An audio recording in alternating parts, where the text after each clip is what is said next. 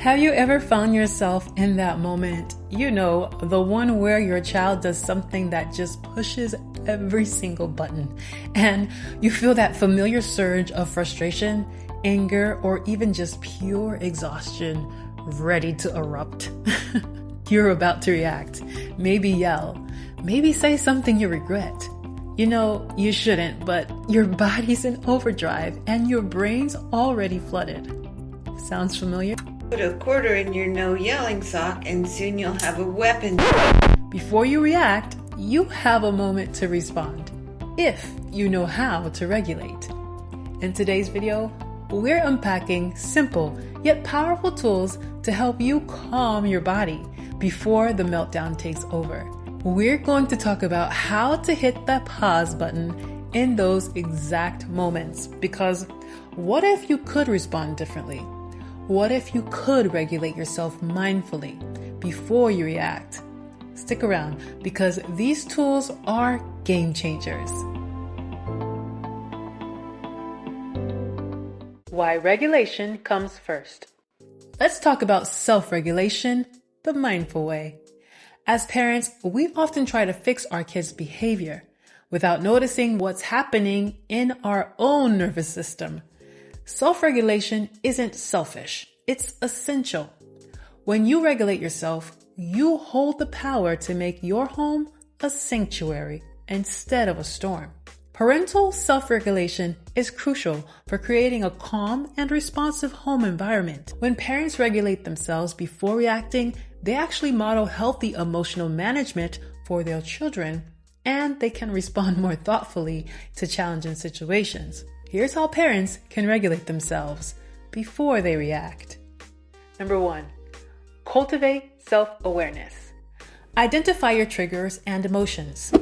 Recognize the early warning signs. Pay attention to physical sensations, tightness in your jaw, racing heart, thoughts, your feelings that arise just before you react. This awareness is the first step. Name your emotions. Instead of just feeling overwhelmed, try to identify what you're feeling or experiencing.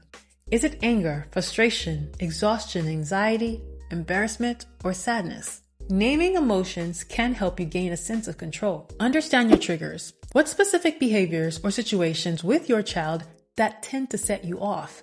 Is it them whining?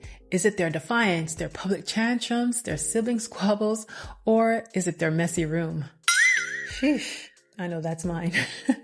Knowing your triggers allows you to anticipate and to prepare.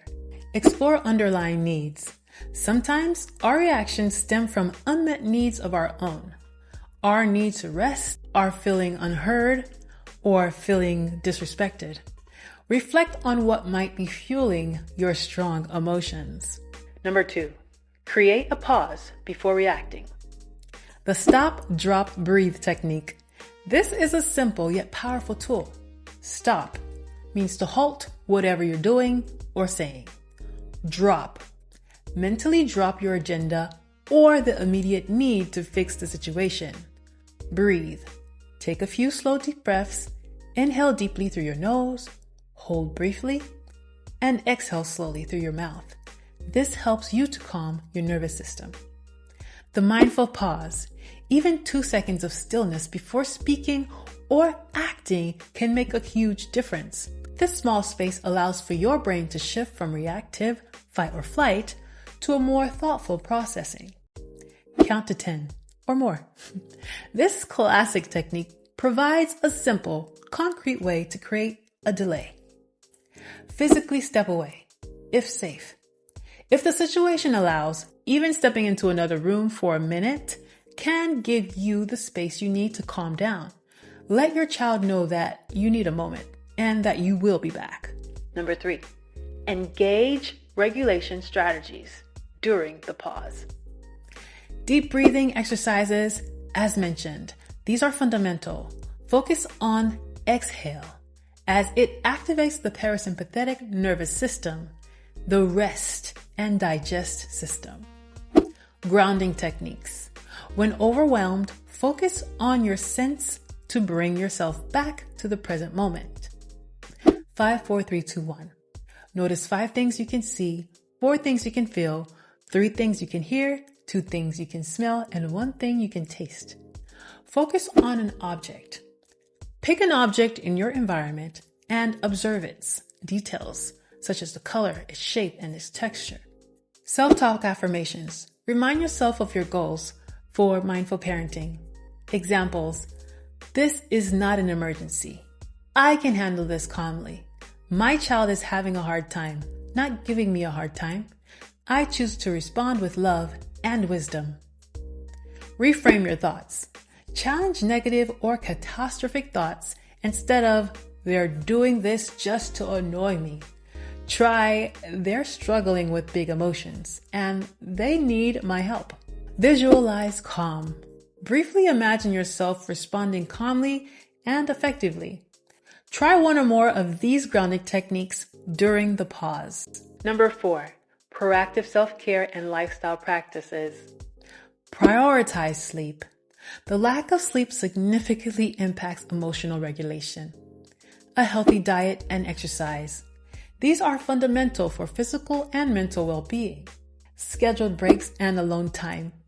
Even short periods of time for yourself can help replenish your emotional reserves. Connect with other adults, seek support. Sharing your experiences with other parents or talking to a trusted friend or partner can reduce the feelings of isolation and stress. Mindfulness practice, regular meditation or mindfulness exercises, even 5 to 10 minutes a day, can train your brain to be more present and less reactive in daily life. Manage expectations. Be realistic about what you and your child can achieve. Perfection is an illusion. Progress is the goal. Identify your emotional anchor. When you're feeling overwhelmed, recall a time when you felt calm, connected, and in control. This can help you shift your emotional state. Number 5, model self-regulation for your children. Verbalize your process. I'm feeling a little frustrated right now, so I'm going to take a few deep breaths before we talk about this. This teaches your children that it's okay to feel strong emotions and show them how to manage them. Acknowledge your own mistakes. If you do react impulsively, I want you to acknowledge it and apologize. I'm sorry I raised my voice. I was feeling overwhelmed and I shouldn't have yelled. This models humility and repair. By consistently applying these strategies, parents can build their capacity for self-regulation, leading to more peaceful interactions and a stronger connection with their children. Mindset Minute. All right, let's dive into our Mindset Minute. Parenting is messy, beautiful, and incredibly demanding. It's so easy to feel overwhelmed, to feel like you're constantly putting out fires. And when we're feeling overwhelmed, our brain naturally jumps to the fastest, often loudest reaction. But here's the truth. You are not a slave to your immediate reactions. You have the power to choose your response. Your child isn't giving you a hard time. They're having a hard time. And they need you. They need you regulated to feel safe. Let that shift how you interpret those moments. You don't need to control the chaos. You need to calm the conductor, and that's you. Every time you breathe before you speak, you're rewiring how your brain and your child's brain responds to stress.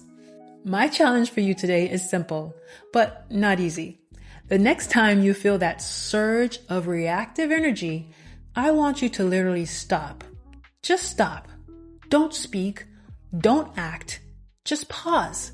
It might feel like an eternity, but it could be just a few seconds. Repeat after me, either out loud or in your mind. I am a patient and present parent, choosing to pause and respond with intention.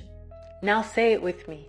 I am a patient and present parent, choosing to pause and respond with intention. Hey, you can do this. Scripture Minute. Now, let's ground ourselves in scriptural truth that reminds us of the peace and patience that is available to us. Proverbs 15:1, NIV. A gentle answer turns away wrath, but a harsh word stirs up anger. This isn't just about how others react to us, but also about the internal state from which we speak. James 1:19. Be quick to listen, slow to speak, and slow to become angry. This scripture is a masterclass in emotional regulation. Pause, then respond. Philippians 4:6-7. Do not be anxious about anything, and the peace of God will guard your hearts and minds. When you breathe, pray, or pause, you invite God's peace to guard you and guide your next move. These verses reminds us that true strength isn't in dominating a situation, but in the power of controlled and kind spirit. It's a powerful invitation to respond from a place of calm rather than chaos. When we can regulate ourselves and offer a gentle response, it not only de-escalates the situation externally, but also reflects our internal peace that we are actively cultivating. Practical ways to regulate mindfully. Okay, so we've set the intention and we're grounded in truth. But how do we actually do this in the heat of the moment? Here are 3 practical ways to regulate yourself mindfully before you react. Number 1, the stop, breathe. This is your immediate to go. Stop. S is for stop. Literally halt whatever it is that you're doing. If you're about to speak, close your mouth. If you're about to move, freeze. T, take a breath. This isn't just any breath. It's a conscious, deep breath. I want you to inhale slowly through your nose for a count of 4, hold for 1, and then exhale slowly through your mouth for a count of 6. The beauty is in the exhale. This longer exhale activates your parasympathetic nervous system, which is your body's natural calming system. Do this 2 to 3 times.